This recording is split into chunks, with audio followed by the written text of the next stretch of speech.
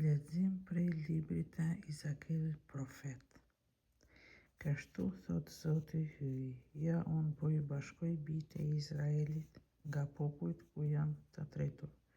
Do t'i mbjell prej gjithkrahit e do t'i kthej në tokën e tyre, dhe do t'i bëj një popull të vetëm në tokën e tyre, në malet e Izraelit. Të gjithë do të kenë një mbret, me nuk do të jetë dy popuj, dhe me nuk do t'i jetë të ndarë në dy mbretëri. Me nuk do të përlyhet me illujt e tyre, me turpësitë e tyre e me të gjitha paullësitë e tyre. Do t'i shpëtojnë nga të gjitha kryenëqësitë e tyre me të cilat më katënuan.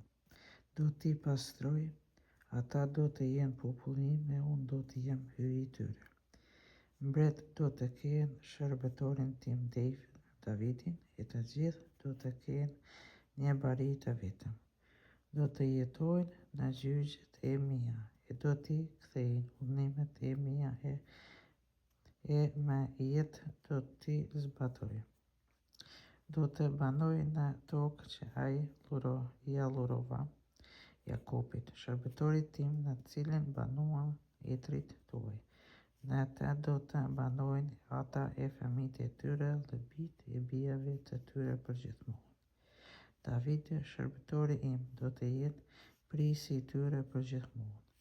Me ta do të lidh beslidhje paqe dhe beslidhje për të përhershme me ta. Do t'i vendos e do t'i bëj të shtohen me shumicë. Në mesin e tyre do të bëj shërbëtorën time të përhershme. Banesa ime e përhershme do të jetë midis tyre, do të jetë hyj i tyre e ata do të jenë populli im.